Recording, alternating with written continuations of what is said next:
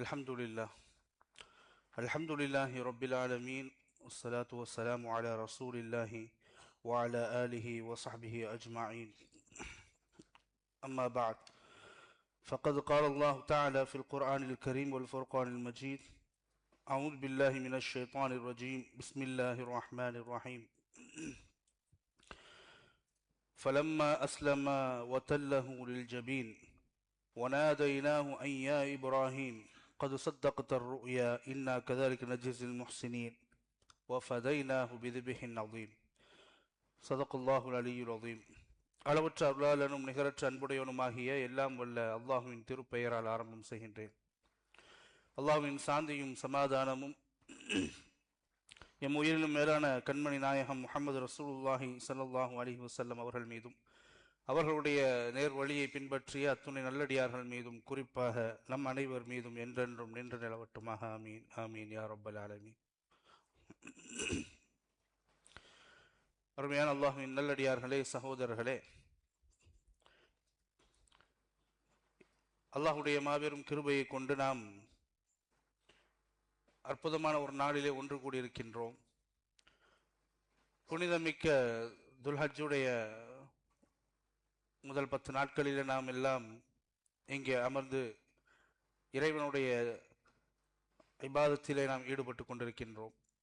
வல்ல ரஹ்மான் நம்முடைய வாழ்க்கையில எல்லா விதமான அமல்களையும் ஏற்று நம்மை சிறப்பான ஒரு வாழ்க்கையை இம்மையிலும் மறுமையிலும் வாழ வைப்பானாக. ஆமீன் ஆமீன் யா ரப்பல் ஆலமீன். அல்லாஹு தஆலா இந்த நமக்கு வர இருக்கக்கூடிய ஈதுல் அத்ஹாவினுடைய நாளிலே அல்லாஹு தஆலா குர்பானி என்று சொல்லக்கூடிய மிக உன்னதமான ஒரு வணக்கத்தை அல்லாஹு தஆலா நமக்கு நடைமுறையில் ஆக்கியிருக்கின்றான்.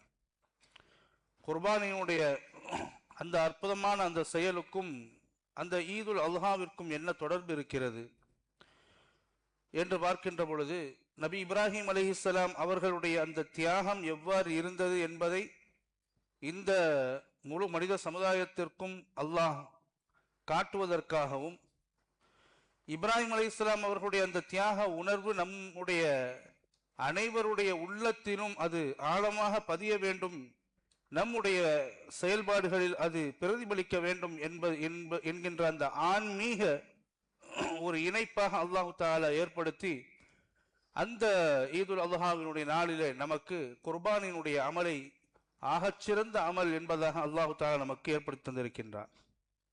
இப்ப குர்பானி என்பது ஒரு சாதாரணமான ஒரு மிருக பலி அல்ல. அல்லாஹ்வுக்காக அனைத்தையும் நான் அவனுக்கு கீழ்ப்படிந்து அவனுக்காக நான் எதையும் செய்வதற்கு தயாராக இருக்கிறேன், எதையும் விடுவதற்கு நான் தயாராக இருக்கிறேன் என்று சொல்லக்கூடிய ஒரு அடையாளம்.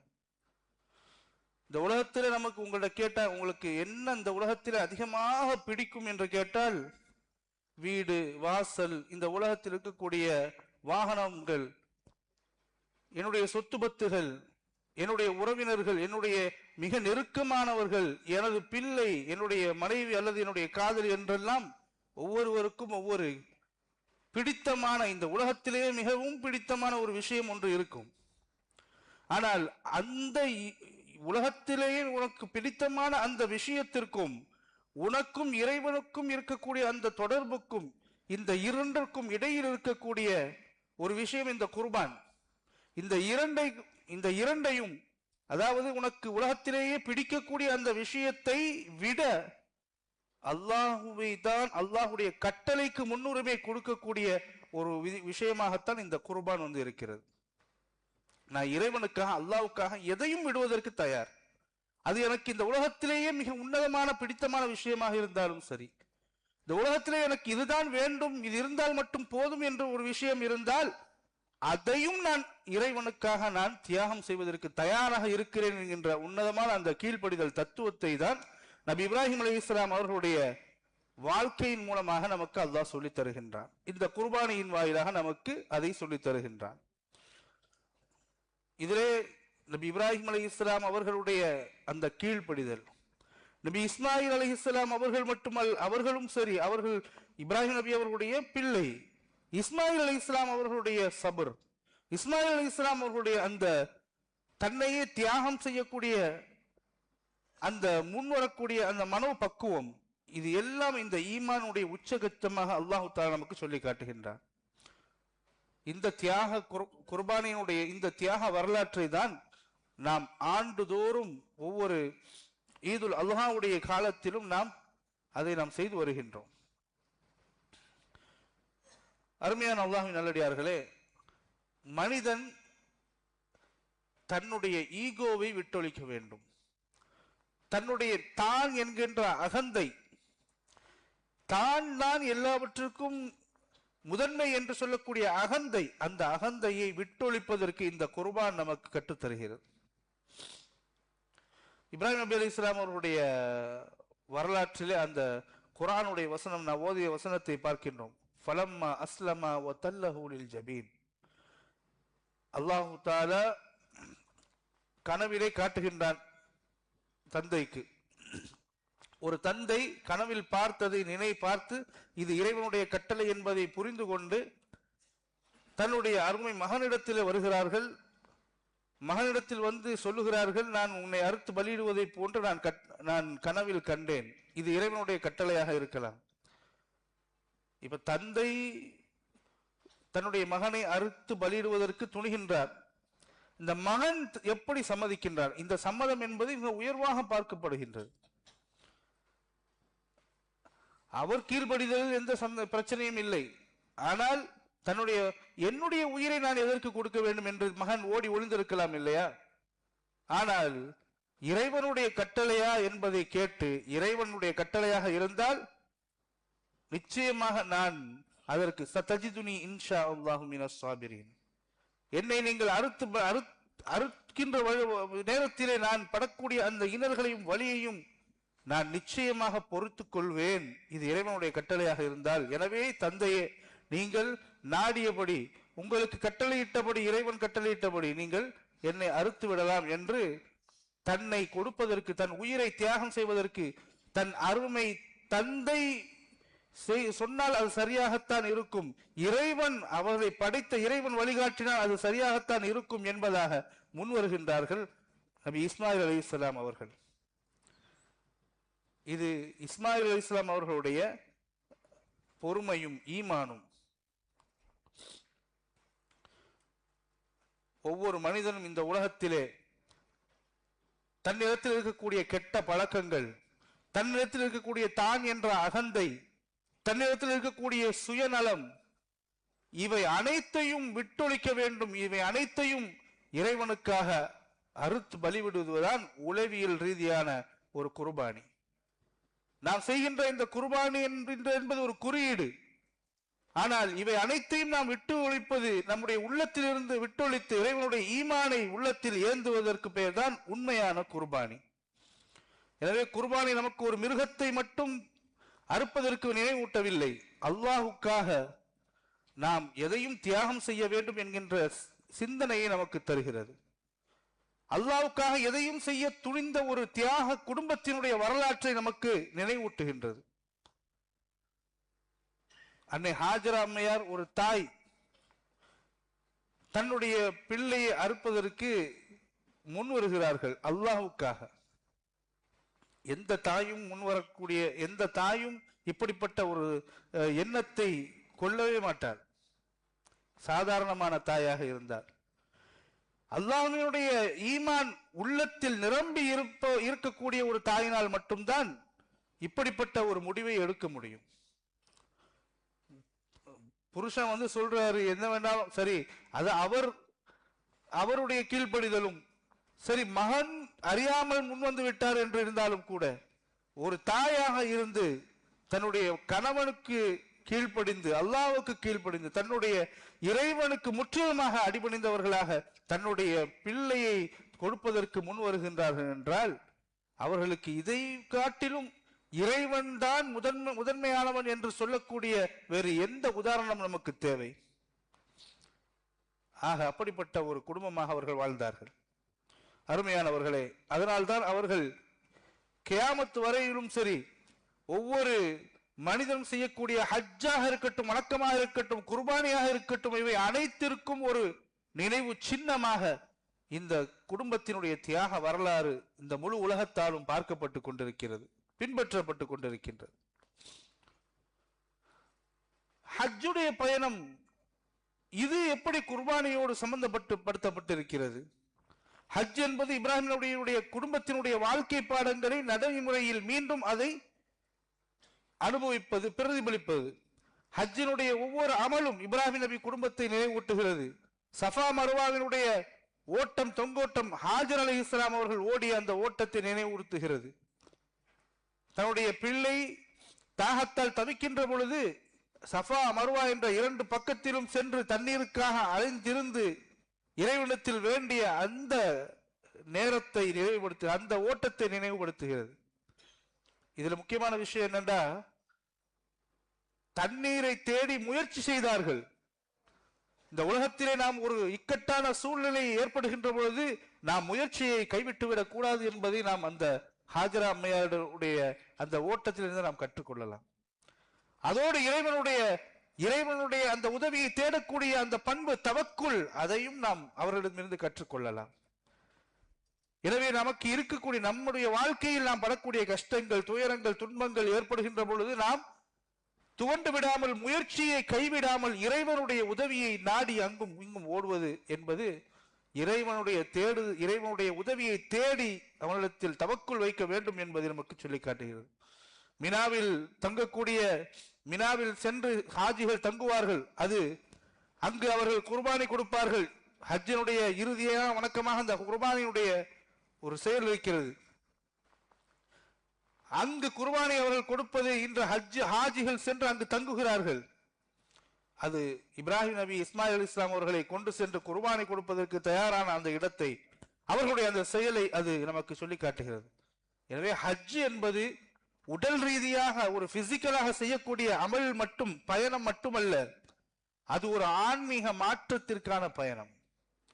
நம்முடைய உள்ள ஹஜ்ஜுக்கு போகிறவர்கள் சென்று அங்கு இறைவனிடத்தில் இந்த இப்ராஹிம் நபி அலைஹிஸ்ஸலாம் அவருடைய அந்த செயல்களை எல்லாம், அந்த குடும்பத்தினுடைய அந்த செயல்களை எல்லாம் செய்து இறை வணக்கத்தை எல்லாம் முடித்துவிட்டு அவர் திரும்பி வருகின்ற பொழுது அவர்கள் பாவங்கள் மன்னிக்கப்பட்டவர்களாக, ஆன்மீக சுத்திகரிப்பு இதயத்தில் நடந்ததற்கான அடையாளமாக அவர்களுடைய எண்ணங்கள் மாற்றப்பட்டு, அவர்களுடைய செயல்கள் மாற்றப்பட்டு அருமை பாலகனை போன்று அவர்கள் திரும்பி வருகிறார்கள். அப்பொழுது அவருடைய வாழ்க்கையினுடைய அது ஒரு டர்னிங் பாயிண்டாக, இதற்கு முன்னால் அவர்கள் செய்த காரியங்கள், செய்த பாவங்கள் எல்லாம் மன்னிக்கப்பட்டு, அவர்களுடைய பழக்க வழக்கங்கள், தீய பழக்கங்கள் எல்லாம் விடப்பட்டு அவர் ஒரு புதிய மனிதனாக இந்த ஊருக்கு திரும்பி வருகிறார். அப்படிப்பட்ட ஒரு வாழ்க்கை, உன்னதமான ஒரு நேர்மையான ஆன்மீக சுத்திகரிப்பு செய்யப்பட்ட ஒரு வாழ்க்கையாக அவர்கள் மற்ற காலங்களில் வாழ வேண்டும். இந்த ஹஜ்ஜுடைய காலங்களில், குர்பானியுடைய காலங்களில் இவர்கள் கற்ற இந்த பாடங்களை எல்லாம் தன்னுடைய வாழ்க்கையில் அடுத்தடுத்த நாட்களிலே அவர்கள் அதை வாழ்வதன் ரீதியாக அவர்கள் உன்னதமானவர்களாக மாற முடியும். எனவே குர்பானி என்பது, ஹஜ்ஜுடைய செயல்கள் என்பது அனைத்தும் அல்லாஹ்விற்கு கீழ்ப்படிதலை நமக்கு காட்டுகிறது. எனவே அல்லாஹ் தஆலா சொன்னான், இப்ராஹிம் அலைஹிஸ்ஸலாம் அவர்களை, உலகத்தில் இருக்கக்கூடிய அத்துணை மனித குலத்தையும் நீங்கள் ஹஜ்ஜுக்காக அலையுங்கள் என்று சொன்னான். இது உலகம் முழுவதற்கான ஒரு பிரகடனமாக, ஒரு அழைப்பாக இன்று வரை கியாமத் வரையிலும் ஹஜ்ஜுக்காக மக்கள் செல்லக்கூடியவர்களாக இருக்கிறார்கள். அந்த அழைப்பை ஏற்று நபிகள் நாயகம் ஸல்லல்லாஹு அலைஹி வஸல்லம் அவர்கள் சொன்னார்கள், ஹுது அன்னி மனாசிகக்கும், உங்களுடைய ஹஜ் முறைகளை, அந்த ஹஜ்ஜுடைய முறைகளை என்னிடமிருந்து நீங்கள் கற்றுக்கொள்ளுங்கள் என்று நாயகம் ஸல்லல்லாஹு அலைஹி வஸல்லம் அவர்கள் அந்த ஹஜ்ஜுக்கான வழிமுறைகளை நமக்கு சொல்லி தந்திருக்கிறார்கள். இந்த ஹஜ்ஜை பொறுத்தவரையில இந்த குர்பானியுடைய வணக்கமாக இருக்கட்டும், இது ஹாஜிகளுக்கு மட்டுமல்லாமல் முழு உலகத்தில் வாழுபவருக்கும் அதனுடைய பங்கு இருக்கிறது. ஹஜ்ஜுக்கு செல்ல முடியாதவர்களும் கூட துல்ஹஜ் மாதத்திலே இபாதத்துகளில் ஈடுபடுகிறார்கள், நோன்பு பிடிக்கிறார்கள், துஆ செய்கிறார்கள், தர்மங்களை அதிகமாக செய்கிறார்கள், அரஃபாவுடைய நாளிலே நோன்பு நோக்கிறார்கள். ஆகவே இது ஹாஜிகளுக்கு மட்டுமல்லாமல் அல்லாஹ் தஆலா முழு மனித சமுதாயத்திற்கும் அந்த நாட்களினுடைய நன்மைகளை அல்லாஹ் தஆலா வாய்ப்புகளையும் நன்மைகளையும் அதிகமாக அளித்தருகின்றான். எனவே இது ஹஜ்ஜு அல்லாஹ்விற்காக மக்காவிற்கு செல்லக்கூடிய பயணம் மட்டுமல்ல, அது அல்லாஹ்வோடு நெருங்கக்கூடிய, நம்முடைய உள்ளங்கள் நெருங்கக்கூடிய ஒரு பயணம். ஆனா இங்கே ஒரு முக்கியமான கேள்வி என்னவென்றால், அல்லாஹ்வுக்கு இறைச்சியும் இரத்தமும் தேவையில்லை என்று அல்லாஹ் குர்ஆனிலே சொல்கின்றான். லை யனாலல்லாஹு லுஹூமுஹா வலா திமாஉஹா வலாக்கின் யனாலுஹு தக்வா. அல்லாஹ் இந்த நாம கொடுக்கக்கூடிய குர்பானியுடைய இறைச்சியோ, அதாவது நம்ம ஓட்டக்கூடிய அந்த இரத்தமோ அவனுக்கு சென்றடைவதில்லை, அது அவனுக்கு தேவையும் இல்லை. அப்படி இருக்கின்ற பொழுது அல்லாஹ் தஆலா எதை நம்மிடமிருந்து எதிர்பார்க்கின்றான்? இதற்குள்ள படிப்பினை என்ன என்பதை நாம் சிந்திக்க வேண்டும். வலாக்கின் யனாலுஹு தக்வா மின்கும். அல்லாஹ் இறைச்சியையோ நீங்க கொடுக்கக்கூடிய குர்பானியுடைய அந்த பிராணியினுடைய இரத்தத்தையோ அல்லாஹ் விரும்புவதில்லை, அவனுக்கு தேவையும் இல்லை. ஆனால் அதிலிருந்து அல்லாஹ் விரும்புவது உங்களுடைய தூய்மையான எண்ணம், தக்வா. இறைவனுக்காகவே நான் செய்கிறேன் என்கின்ற, எதையும் கலப்படம் இல்லாமல் இறைவனுக்காக நான் செய்கின்ற அமல் என்கின்ற அந்த உள்ளச்சத்துடன் கூடிய அமல் இருக்கிறதே, அந்த தக்வா, அதை தான் அல்லாஹு தஆலா எதிர்பார்க்கின்றான். அல்லாஹ் எதையும் எந்த தேவையும் அற்றவன். குர்பானியினுடைய உண்மையான நோக்கம் என்பது, உண்மையான மதிப்பு என்பது இஹ்லாஸ், அல்லாஹ்வின் மீது நன்றி உணர்வு. அல்லாஹ் நமக்கு கொடுக்கக்கூடிய அந்த கருணையினால் தரக்கூடிய அத்துணை செல்வங்கள், அத்துணை வசதிகள், வாய்ப்புகள், இவை அனைத்திற்குமான ஒரு கிராட்டிடியூட், ஒரு நன்றி உணர்வு. இதை கொண்டு நாம் குர்பானை கொடுக்கின்றோம். குர்பானியில் வரக்கூடிய அந்த இறைச்சிகளை நாம் பங்கிட்டு மற்றவர்களுடன் ஷேர் செய்கின்றோம். ஏழைகளுக்கு கொடுக்கின்றோம் ஒரு பங்கை, சொந்த பந்தங்களுக்கு கொடுக்கின்றோம் இன்னொரு பங்கை, நாமும் உண்டு மகிழ்கின்றோம் இன்னொரு பங்கை. இப்படி நாம் இந்த குர்பானியினுடைய அந்த அமலினால் ஏற்படக்கூடிய அந்த இறைச்சிகளையும் நன்மைகளையும் மற்றவர்களோடு நாம் பகிர்ந்து கொள்கின்றோம், ஏழைகளோடு நாம் குறிப்பாக பகிர்ந்து கொள்கின்றோம். எனவே தக்வா என்று சொல்லக்கூடிய அந்த இறையச்சம் இல்லாத ஒரு குர்பானி அது ஒரு வெறும் சடங்கு தான். எங்கு நாம் இறைவனுக்காக என்று கொடுக்கின்றோமோ அதுதான் நிச்சயமாக அல்லாஹ்விடத்தில் அந்த தக்வா தான் சென்றடையும். எனவே நாம் நினைத்துக் கொள்ளக்கூடாது, வருஷத்துக்கு 10 ஆடு நான் கொடுக்கிறேன், 10 மாடு கொடுக்கிறேன் அப்படின்னு சொல்லி ஊரெல்லாம் சொல்லிக்கிட்டு திரிஞ்சு அங்கேயும் இங்கேயுமாக போட்டோ எடுத்து எல்லாருக்கும் பரப்பி கொண்டு தன்னை முன்னிலைப்படுத்திக் கொண்டு ஒரு பெருமைக்காகவும் புகழுக்காகவும் செய்கின்ற அந்த குர்பானி நிச்சயமாக குர்பானி அல்ல, அது அல்லாஹ்விடத்தில் சென்றடைவதில்லை. நீ ஒரு அல்லாஹ்விற்காக ஒரு ஆடு கொடுத்தாலும் அல்லது மாட்டினுடைய ஒரு பங்கை கொடுத்தாலும் அது இறைவனுக்காக என்று எண்ணத்தோடு உள்ளத்தோடு நீங்கள் உறுதியாக அல்லாஹ்விடத்தில் ஈமானோடு கொண்டு சென்று நீ செய்தால் நிச்சயமாக அதுதான் அல்லாஹ்விடத்தில் ஏற்றுக்கொள்ளப்பட்டது. லை யனாலல்லாஹு லுஹூமுஹா வலா திமாஹா வலாக்கின் யனாலுஹு தக்வா மின்கும். அல்லாஹ் உங்களிடத்தில் இருக்கக்கூடிய அந்த ஈமானை தான், இஹ்லாஸை தான், தக்வாவை தான் அல்லாஹ் தஆலா ஏற்றுக்கொள்கின்றான். இந்த தக்வா தான் மனிதனை முழுமையாக அல்லாஹ்விற்கு கீழ்ப்படிதலுக்கு கொண்டு செல்கின்றது. இப்ப முக்கியமான ஒரு விஷயத்தை நாம் பார்க்கின்றோம். இஸ்லாம் ஒரு கருணையினுடைய மார்க்கம் இல்லையா? எல்லா மனிதர்களுக்கும் மட்டுமல்லாமல் எல்லா உயிரினத்திற்கும் அல்லாஹ் தஆலா கருணை காட்ட சொல்கின்றார். கருணையினுடைய மார்க்கம் இஸ்லாமிய மார்க்கம். நீங்க பாத்தீங்கன்னா ஒரு நாய்க்கு தண்ணீர் கொடுத்ததற்காக சொர்க்கத்திற்கு அல்லாஹ் அனுப்பினான் என்று ஹதீஸ்கள் நமக்கு சொல்கிறது. ஒரு பூனையை ஒருத்தி கொடுமை செய்தால் என்பதற்காக நரகத்திற்கு அவள் சென்றாள். இதெல்லாம் ஹதீஸ்கள் நமக்கு சொல்லி காட்டக்கூடியது. இஸ்லாம் ஜீவகாருண்யம் என்று சொல்லக்கூடிய எல்லா உயிரினங்களையும் நீ கருணையாக பார்க்க வேண்டும் என்கின்ற உன்னதமான ஒரு தத்துவத்தை இஸ்லாமிய மார்க்கம் நமக்கு உலகத்திற்கு சொல்லி காட்டுகிறது. ஒமன் அஹ்யாஹா ஃபகஅன்னமா அஹ்யன் நாஸ ஜமீஆ. ஒரு உயிரை நீங்கள் பாதுகாத்தால், வாழ வைத்தால் முழு சமுதாயத்தை வாழ வைத்ததற்கு சமம் என்று குர்ஆன் சொல்கிறது. இப்படி சொல்லக்கூடிய ஒரு மார்க்கம் மனிதர்களை தாண்டி மற்ற உயிரினங்கள் மீதும் கருணை காட்ட சொல்லக்கூடிய ஒரு மார்க்கம் இப்படி சொல்லி இருக்க, ஆனா அந்த உயிரை அறுத்து பலியிட்டு நீங்கள் இறைவனுக்காக கொடுக்க வேண்டும் என்று ஒரு காரணம் சொல்கிறீர்களே, குர்பானி என்று சொல்கிறீர்களே, இது முரண்பாடாக இருக்கிறது தர்க்க ரீதியாக. ஒரு பக்கம் தீனில் இஸ்லாத்திலே கருணை காட்ட சொல்கிறது, மறுபக்கம் அறுக்க சொல்கிறது. இதில் எப்படி ஒரு முரண்பாடு இருக்கிறது? இதற்கு என்ன தத்துவம், என்ன அர்த்தம் என்பதை நாம் பார்க்க வேண்டும். இஸ்லாத்தை பொறுத்த வரைக்கும் குர்பானி என்பது ஒரு குருவாலிட்டி, அதாவது ஒரு கொடூரம் அல்ல, ஒரு வன்முறை அல்ல, அது மெர்சி, அல்லாஹ்வுடைய கருணை.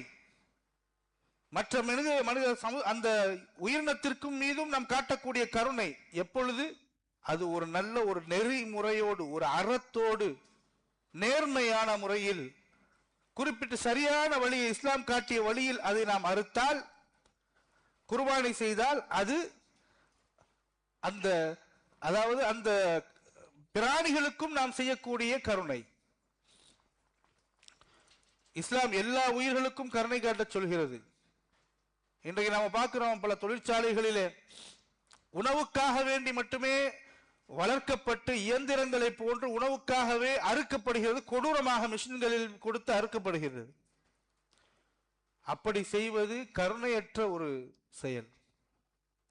ஆனால் இஸ்லாத்திலே குர்பானி இறைவனுக்காக, இறைவன் உனக்கு கொடுத்த உணவுக்காக, தேவைக்காக அறுக்கின்ற, அல்லாஹ்விற்காக அல்லாஹ்வுடைய பெயரை சொல்லி சரியான வழியிலே அறுக்கக்கூடிய அந்த பிராணிகளை அது ஹலாலான வழியில் அறுக்கின்ற பொழுது அது கருணையான ஒரு அறுப்பாக மாறுகிறது. இமாம் நவவி ரஹ்மத்துல்லாஹி அவர்கள் எழுதுகிறார்கள் மிக சிறப்பாக கிதாபுகளிலே, ஒரு பிராணியை நீங்கள் குர்பானி கொடுக்கும் பொழுது முதலில் அந்த கத்தியை கூர்மையாக தீட்டி வைக்க வேண்டும். கத்தியை மிக கூர்மையாக தீட்ட வேண்டும். அந்த கத்தியை தீட்டக்கூடிய செயலை கூட அந்த ஆடு அல்லது அந்த பிராணி பார்க்க கூடாது. அந்த பிராணியின் முன்பு சென்று நீங்கள் கத்தியை தீட்டக்கூடாது என்று இஸ்லாம் சொல்கிறது. ஒரு பிராணியை நீங்கள் குர்பானி செய்கின்ற பொழுது இன்னொரு பிராணி அதை பார்க்க கூடாது, அந்த வகையில் செய்ய வேண்டும். சரியான நரம்புகளிலே அதை அறுக்க வேண்டும். மூளைக்கு அந்த வழி, மூளைக்கு செல்லக்கூடாத அளவிற்குண்டான அறுத்தலாக அது இருக்க வேண்டும். மூளைக்கு சென்றால்தான் அந்த வழியை அது உணரும். இதையெல்லாம் தாண்டி ஒரு மிக முக்கியமான ஒரு தற்கால ரீதியான, தற்கால அறிவியல் சொல்லக்கூடிய ஒரு செய்தி என்ன தெரியுமா? நீங்கள் அறுக்கின்ற பொழுது அதை பார்க்கின்ற அந்த நேரத்தில் பார்க்கின்ற ஒரு ஆட்டுக்கு அது பயம் ஏற்பட்டால், அது நீங்கள் அறுக்கக்கூடிய சமயத்திலோ அல்லது கத்தியை தீட்டக்கூடிய சமயத்திலோ அந்த ஆடு அதை பார்த்து ஒரு பயம் ஏற்படுகிறது என்றால், அந்த ஆட்டுக்கு பயம் ஏற்பட்டால் அதனுடைய உள்ளத்தில், அதனுடைய உடலில் கார்டிசோல் என்று சொல்லக்கூடிய ஒரு திரவம் சுரக்குமாம். கார்டிசோல் என்று சொல்லக்கூடிய ஒரு ஹார்மோன் சுரக்கும். அந்த ஹார்மோன் சுரப்பதினால் உடலில் இருக்கக்கூடிய மற்ற இறைச்சிகளும் பழுதாகும் என்பது ஒரு செய்தி. அப்படி ஹார்மோன் சுரக்கக்கூடிய வகையில் இருந்தால் அந்த இறைச்சிகள் பழுதாகிவிடும். இப்பொழுது இஸ்லாம் என்ன பார்க்கிறது என்றால், இஸ்லாத்திலே எவ்வளவு உன்னதமாக சொல்லப்படுகிறது பாருங்கள். அந்த பயம் ஏற்படக்கூடாது என்பதற்காக அந்த கத்தியை நீங்கள் மறைவாக சென்று நீங்கள் அறுக்கணும், மறைவாக கொண்டு சென்று நீங்கள் தீட்ட வேண்டும். ஒரு ஆட்டினுடைய உள்ளத்தில் அறுப்பதற்கு முன்னால் ஒரு பயம் ஏற்பட்டு விட்டால், அந்த ஹார்மோன் சுரப்பதால் அந்த ஆடு எப்படிப்பட்ட மனோநிலையை அது சந்திக்கும். இஸ்லாத்தினுடைய பியூட்டி என்ன தெரியுமா? அறுப்பதற்கு முன்னால் அந்த ஆடு பயப்படக்கூடாது, அதாவது அதனுடைய மனோநிலை கூட ஒரு சலனம் ஏற்பட்டுவிடக் கூடாது என்பதற்காக கத்தியை மறைக்க சொல்கிறது இஸ்லாமிய மார்க்கம். அப்போ இஸ்லாம் எந்த அளவிற்கு அந்த கருணையினுடைய வழிமுறைகளை இந்த உலகத்திற்கு சொல்லி காட்டுகிறது என்று பாருங்கள். அந்த ஆட்டினுடைய மனோநிலை ரீதியாக, உள ரீதியாக சென்று சிந்திக்கக்கூடிய இஸ்லாமிய மார்க்கம் காலம் காலமாக ஆயிரக்கணக்கான வருடங்களாக மனிதன் அறுத்து சாப்பிட்டுக் கொண்டிருக்கின்றான், மாமிசங்களை சாப்பிட்டுக் கொண்டிருக்கின்றான். இது ஃபுட் செயின், அது ஒரு நேச்சர், இதுதான் வழக்கம், இதுதான் இயற்கை. மனிதனுடைய தேவைக்காக மாமிசங்களை அவன் உட்கொள்வது. ஆனால் அதை எப்படி பயன்படுத்துகிறோம், எந்த முறையில் செய்கின்றோம், அதற்கு பின்னால் ஒரு அறம் இருக்க வேண்டும் என்பதை இஸ்லாமிய மார்க்கம் சொல்லி காட்டுகிறது. கொடூரமாக அந்த ஆட்டை அறுத்து கொடூரமான முறையில் வன்முறை செய்து அந்த ஆட்டினுடைய ஒரு பயத்தை ஏற்படுத்தி கொடுமை செய்து நாம் வதை செய்வது கூடாது. முறையான இது அல்லாஹ் நமக்கு தந்திருக்கக்கூடிய ஒரு உன்னதமான ஒரு உணவுக்காக தந்திருக்கக்கூடிய ஒரு பிராணி என்பதை புரிந்து அது வாழும் பொழுதும் மரணிக்கும் பொழுதும் அதை மரியாதையான முறையிலே அந்த பிராணியை நாம் அறுப்பதுதான் இஸ்லாம் நமக்கு காட்டித்தரக்கூடிய ஒரு அற்புதமான. இப்ப நம்ம நினைக்கலாம், நம்ம எப்படி இன்னொரு பிராணியின் மீது அப்படிப்பட்ட ஒரு விஷயத்தை செய்ய முடியும்? அல்லாஹ் குர்ஆன்ல என்ன சொல்றான்? சஹ்ஹரலக்கும் மா ஃபிஸ் ஸமாவாதி வல் அர்த். இந்த உலகத்தில் இருக்கக்கூடிய அனைத்தும், வானத்தில் பூமியில் இருக்கக்கூடிய அனைத்துமே இறைவன் உங்களுக்காக படைத்திருக்கின்றான். தஸ்கீர் என்று சொல்லக்கூடிய ஒரு கான்செப்ட். உலகத்துல எல்லாமே மனிதர்களுக்காக படைக்கப்பட்டிருக்கிறது. ஆனா அதே நேரத்தில் மனிதன் நினைத்துக் கொள்ளக்கூடாது, உலகமே எனக்குத்தான், அதனால இது ஒரு பிளாங்க் செக் மாதிரி நான் நினைத்ததை செய்து கொள்வேன் என்பதல்ல. அல்லாஹ் இன்னொரு சொல்றான், அல்லாஹ் இந்த உலகத்தில் உங்களை ஒரு பொறுப்பாளியாக, ஹலீஃபாவாக படைத்திருக்கின்றான். அல்லாஹ் நமக்கு கொடுத்திருக்கக்கூடிய அந்த தஸ்கீர் என்று சொல்லக்கூடிய அனைத்தும் நமக்காக என்று சொல்லக்கூடிய அந்த கான்செப்ட் நமக்கு எதை கற்றுத்தருகிறது என்றால், இந்த முழு உலகத்திற்கும் நாம் சொந்தம் என்று அர்த்தமல்ல, முழு உலகத்திற்கும் நாம் ஒரு பொறுப்பாளி என்பதை நாம், நம்முடைய பொறுப்பு உணர்வை நாம் உணர்ந்து கொள்ள வேண்டும். அப்படிப்பட்ட அதே மாதிரி அல்லாஹ் தஆலா அந்த அறுக்கக்கூடிய வழியை இஹ்சான், இன்னல்லாஹ் கதபல் இஹ்சான் அலா குல்லி ஷை, இப்படி முறையாக நீங்கள் அறுப்பதுதான் அதற்கு பெயர் தான் இஹ்சான். அதைத்தான் இஸ்லாம் நமக்கு சொல்லி தருகின்றது. எனவே அல்லாஹ் தஆலா கண்ணியமான முறையில் அந்த ஆட்டை அறுத்து பலியிட்டு அல்லாஹ்விற்காக நாம் நன்றி உணர்வை வெளிப்படுத்தும் விதமாக நம்முடைய வாழ்க்கையை நாம் அமைத்து இந்த குர்பானியுடைய செயலை அழகான முறையில் நாம் செய்து மிகச்சிறந்த அல்லாஹ்வுடைய அருளையும் நன்மைகளையும் நாம் பெற்றுக்கொள்வோமாக. வல்ல ரஹ்மான் இந்த தியாக உணர்வை நம்முடைய வாழ்க்கையில் இந்த ஒரு நாளோடு மட்டும் இல்லாமல், குர்பானி கொடுக்கக்கூடிய அந்த நாளோடு மட்டும் முடிந்து விடாமல், அல்லது மக்காவிற்கு ஹாஜிகள் சென்று மக்காவோடு நின்று விடாமல், உலகம் முழுவதிலும் நம்முடைய வாழ்க்கையினுடைய அத்துணை காலங்களிலும் அதை தொடர்வதற்கு, தியாகத்தோடு ஈமானோடு நாம் வாழ்வதற்கு அல்லாஹ் நம் அனைவருக்கும் அருள் புரிவானாக. வாஹிர் தாவானா அல்ஹம்துலில்லாஹி ரப்பில் ஆலமீன். அஸ்ஸலாமு அலைக்கும் வரஹ்மத்துல்லாஹி வபரகாத்துஹு.